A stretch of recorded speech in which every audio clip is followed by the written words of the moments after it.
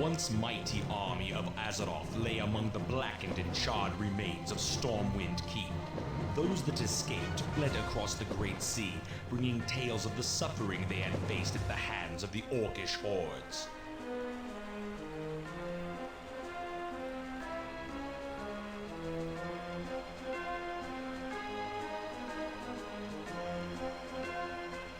Eager to engage in battle once again, the Orcs constructed ships of war to bear them across the Great Sea.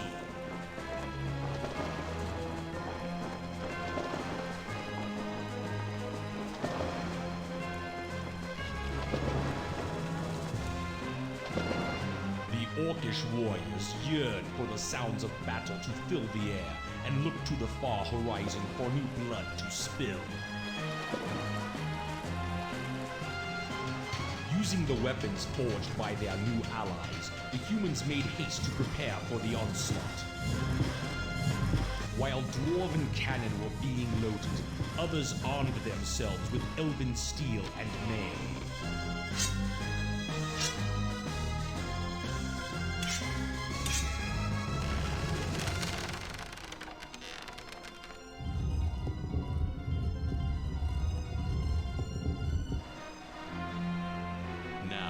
United in arms with new allies against a common foe, mankind stands at the shores of destiny and awaits the coming of the Tides of Darkness.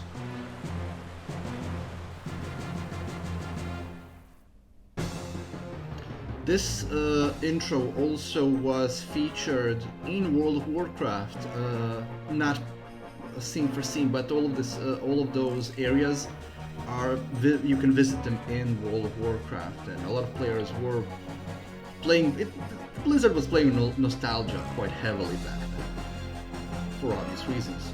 So let's start a proper new campaign. We're gonna play it by the order. The Horde is preparing to launch an assault against the mainland of Lordaeron. Orgrim Doomhammer, war chief of the Orcish hordes and ruler of the Blackrock clan, has ordered you to establish a small outpost on Lordaeron's southern shores. To secure the Zul'Dare region as Doomhammer demands, you will need to construct a barracks and several farms to feed your troops. Your success may help us determine the extent of the pathetic human defenses and what resistance they can offer against our forces.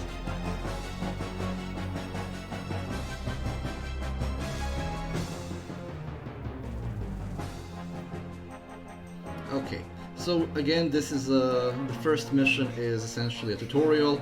You build 4 farms and a barracks. And you can see the only thing that's choppy is scrolling through the map, but it looks beautiful. All of the artwork has been enhanced. Keep in mind, originally this game was running, I think the top spec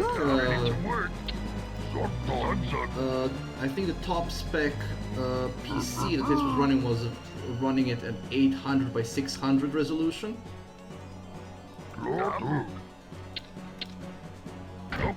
And sprite work is absolutely beautiful. You can also increase and decrease the speed of the game. I'm playing it on, I think by default it goes on the 1 stage faster than normal.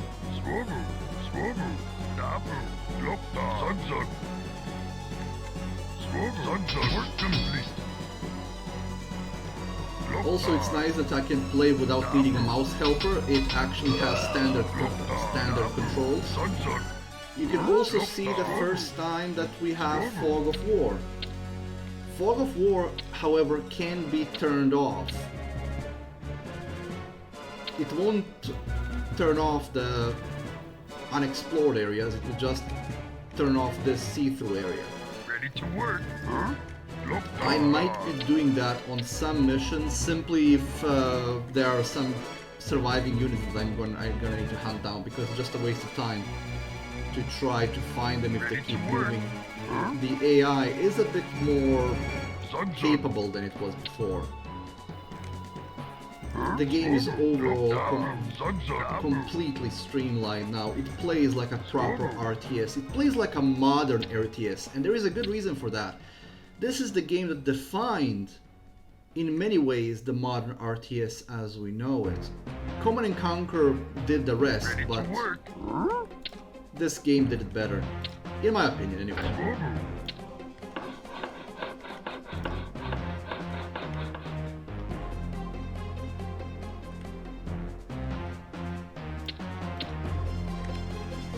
Also easier to maneuver, easier to build. Now you can group up to 9 units, which also makes it a bit easier. Although not as much as I would want to. It's not very good enough farms, so let's see. Another one can catch you, chop trees.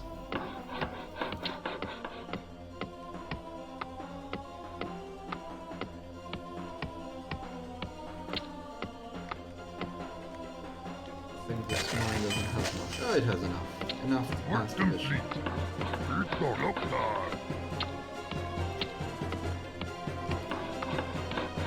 complete.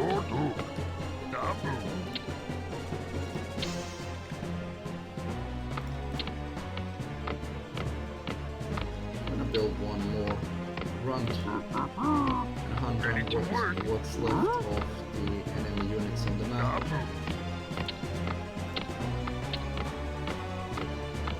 Your command, master. There aren't many units on the map, so it's a small map. It's a tutorial mission, so there's an Elven archer. You can't attack gold mines anymore. Well, that's a thing you can, but there's really no point in doing that. Last one, and finish the mission. I think we've also killed all the units. Yeah, it's a very small map, so it's just to teach you the basics. Well, I think the first 3 or 4 missions are tutorial missions.